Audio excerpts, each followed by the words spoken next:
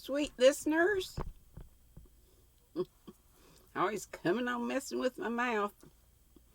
It's early morning. I got a little dental glue issue. But, trusty flavored water bottle. This is really pretty good.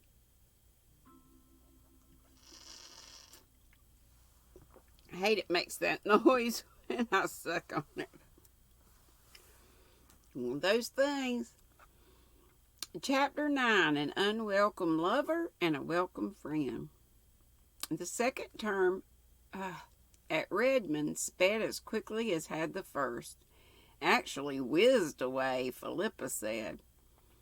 Anne enjoyed it thoroughly in all its phases, the stimulating class rivalry, the making and deepening of new and helpful friendships, the gay little social stunts, the doings of the various societies of which she was a member, the widening of horizons and interests. She studied hard, for she had made up her mind to win the Thornburg Scholarship in English. This being won meant that she could come back to Redmond the next year without trenching on Marilla's small savings, something Anne was determined she would not do. Gilbert, too, was in full chase after a scholarship, but found plenty of time for frequent calls at 38 St. John's. He was Anne's escort, at nearly all the college affairs, and she knew that their names were coupled in Redmond gossip. Anne raged over this, but was helpless. She could not cast an old friend like Gilbert aside, especially when he had grown suddenly wise and wary, as behooved him in the dangerous proximity of more than one Redmond youth who would gladly have taken his place by the side of the slender red-haired co-ed whose gray eyes were as alluring as the stars of evening. Anne was never attended by the crowd of willing victims who hovered around Philippa's conquering march through her freshman year, but there was a lanky, brainy freshie, a jolly little round sophomore, and a tall, learned junior who all liked to call at 38 St. John's and talk over ologies and isms as well as lighter subjects with Anne in the becushioned parlor of that domicile. Gilbert did not love any of them, and he was exceedingly careful to give none of them the advantage over him by any untimely display of his real feelings Anneward. To her he had become again the boy comrade of Avonlea days, and as such could hold his own against any smitten swain who had so far entered the list against him. As a companion, Anne honestly acknowledged nobody could be so satisfactory as Gilbert, and she was very glad, so she told herself, that he had evidently dropped all nonsensical ideas, though she spent considerable time secretly wondering why. Only one disagreeable incident marred that winter. Charlie Sloane, sitting bolt upright on Miss Ada's most dearly beloved cushion, asked Anne one night if she would promise to become Mrs. Charlie Sloane one day, or someday. Coming after Billy Andrews' proxy effort, this was not quite the shock to Anne's romantic sensibilities that it would otherwise have been, but it was certainly another heart-rending disillusion. She was angry, too, for she felt that she had never given Charlie the slightest encouragement to suppose such a thing possible. But what could you expect of a Sloane, as Mrs. Rachel Lynde would ask scornfully? Charlie's whole attitude, tone, air, words fairly reeked with Sloanishness. He was conferring a great honor, no doubt, whatever about that, and when Anne, utterly insensible to the honor, refused him as delicately and considerately as she could, for even a Sloane had feelings which ought not to be unduly lacerated, Sloanishness still further betrayed itself. Oops. Oh no, I hope y'all could hear me. I just now turned it up. I forgot I had it turned down. I guess I'll see. Well, shoot.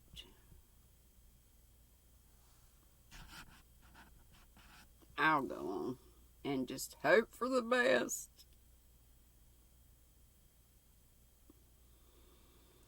Okay, let's see. Charlie certainly did not take his dismissal as Anne's imaginary rejected suitors did. Instead, he became angry and showed it. He said 2 or 3 quite nasty things. Anne's temper flashed up mutinously, and she retorted with a cutting little speech whose keenness pierced even Charlie's protective sloanishness and reached the quick. He caught up his hat and flung himself out of the house with a very red face. Anne rushed upstairs, falling twice over Miss Ada's cushions on the way, and threw herself on the bed in tears of humiliation and rage. Had she actually stooped to quarrel with the Sloane? Was it possible?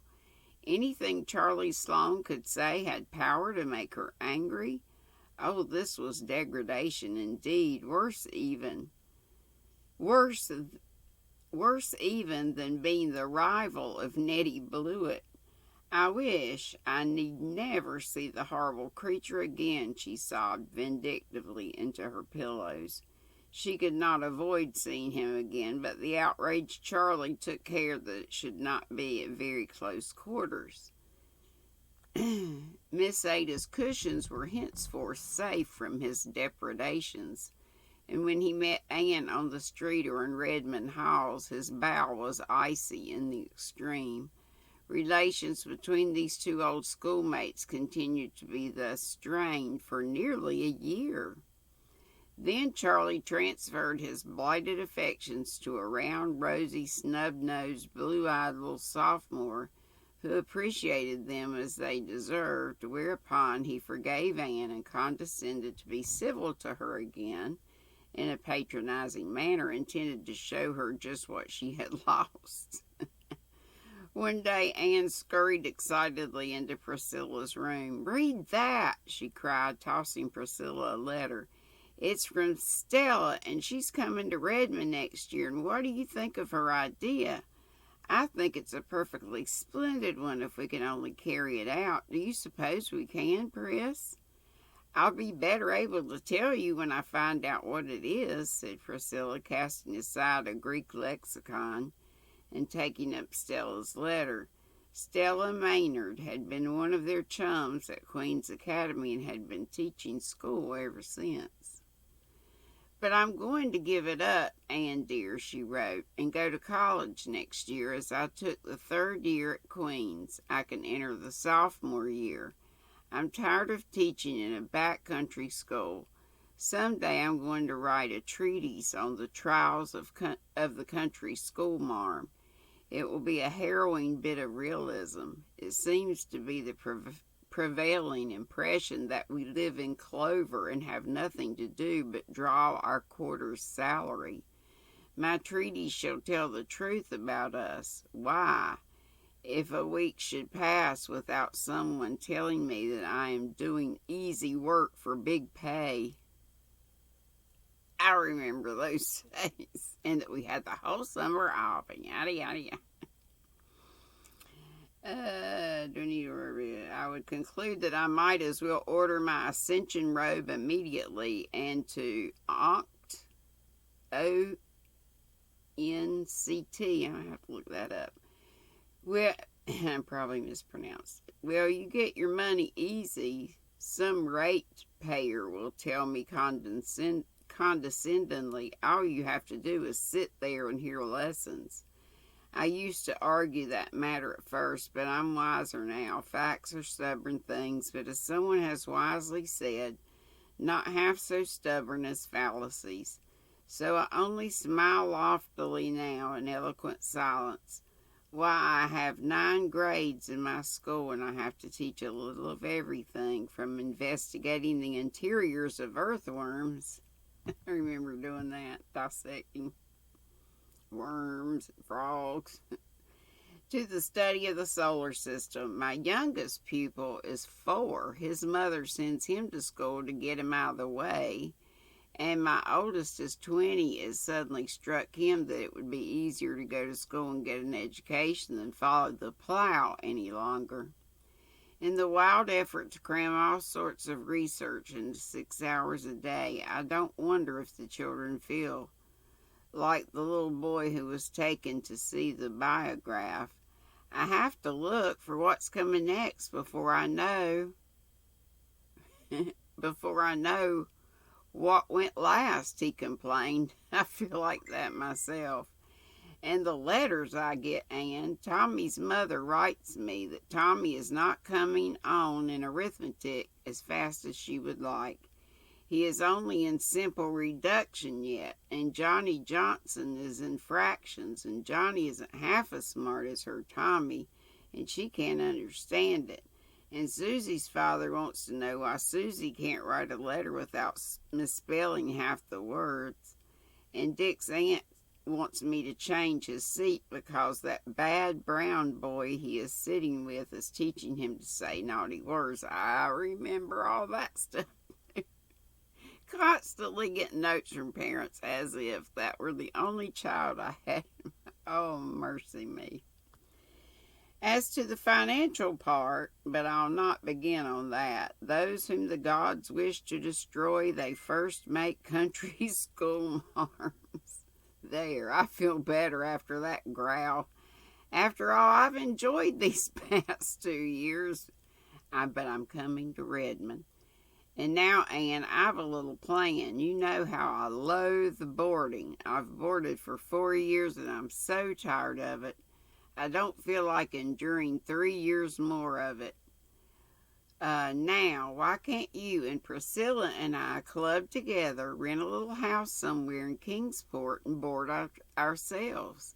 It would be cheaper than any other way. Of course, we would have to have a housekeeper, and I have one ready on the spot. You've heard me speak of Aunt Jamesona.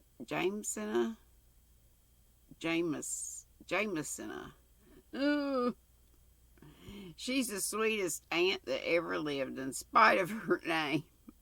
She can't help that. She was called Jamesona because her father, whose name was James, was drowned at sea a month before she was born. I always call her Aunt Jimsy. Thank goodness. Well, her only daughter has recently married and gone to the foreign mission field. Aunt Jimsy is left alone in a great big house, and she is horribly lonesome. She will come to Kingsport and keep house for us if we want her, and I know you'll both love her. The more I think of the plan, the more I like it. We could each have such good independent times. Now, if you and Priscilla agree to it, wouldn't it be a good idea for you, who are on the spot, to look around and see if you can find a suitable house this spring? That would be better than leaving it till the fall. If you could get a furnished one, so much the better, but if not, we can scare up a few sticks of furniture between us and old family friends with attics. Anyhow, decide as soon as you can and write me so that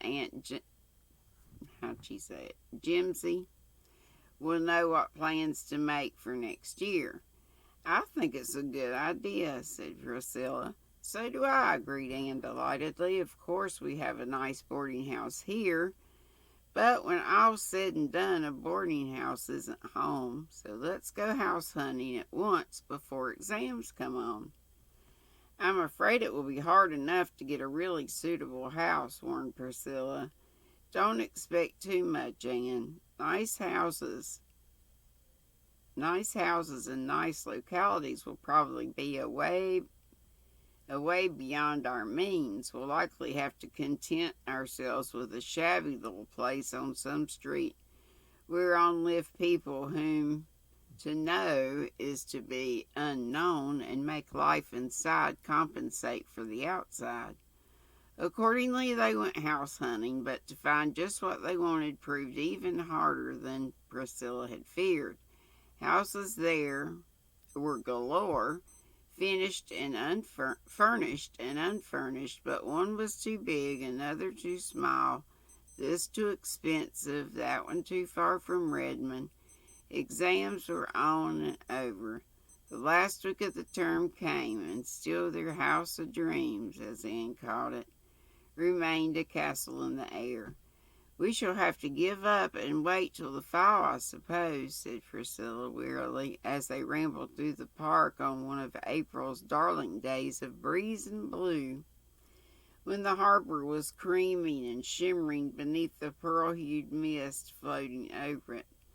We may find some shack to shelter us then, and if not, boarding houses we shall have always with us. I'm not going to worry about it just now anyway and spoil this lovely afternoon." Whoop.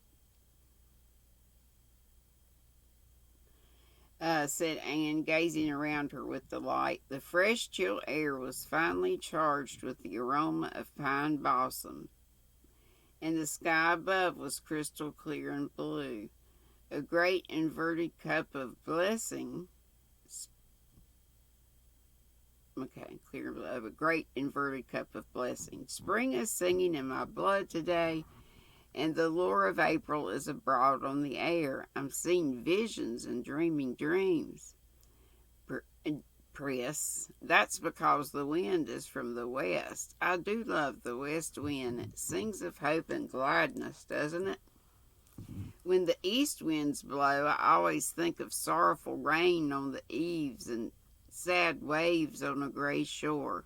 When I get old and shall have rheumatism when the wind is east.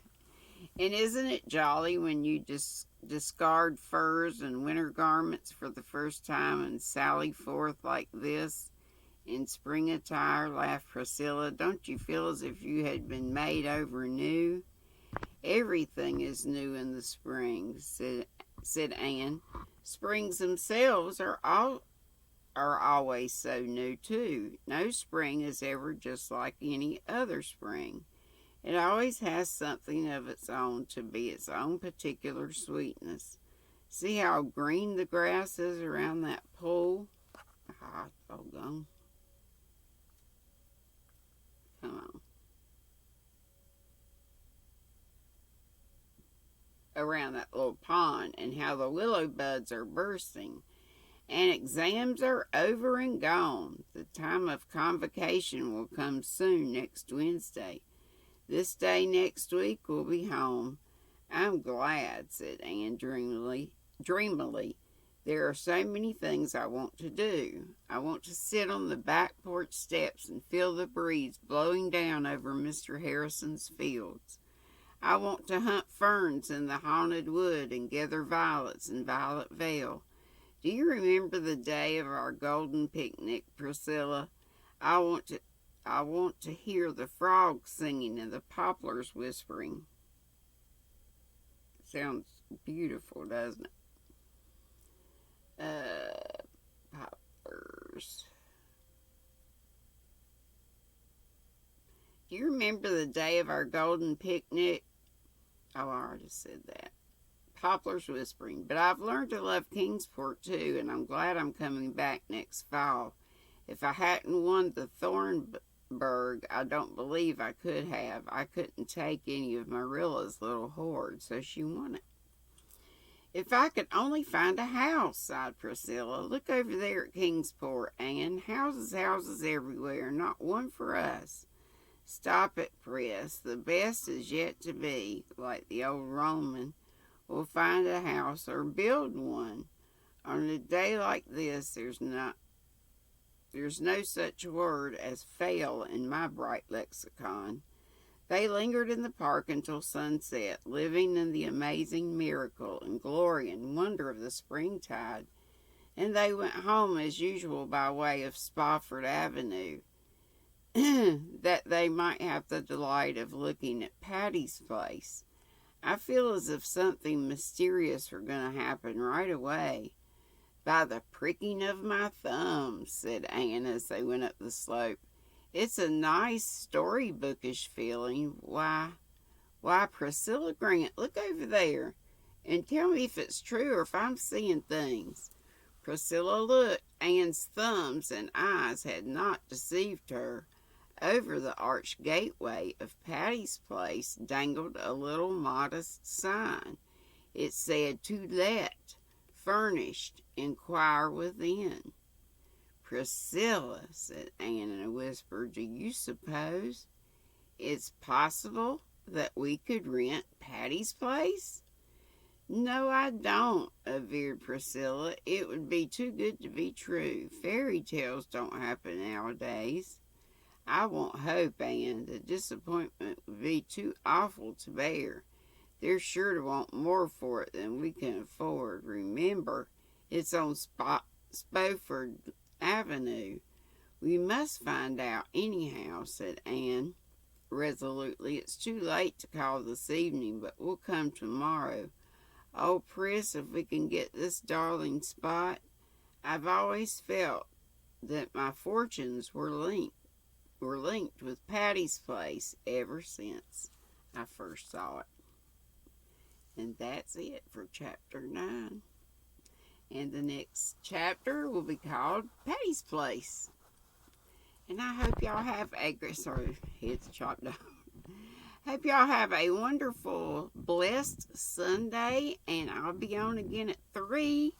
And I do not know if you couldn't get to my live yesterday, you couldn't find it. I've heard from several people that happened, and I don't know what in the world is going on. I didn't do anything differently. It was public and not private. So I don't have a clue. Maybe some of you might know, but I hope it doesn't happen again. And it took forever to process. Maybe that was, I don't know, just crazy.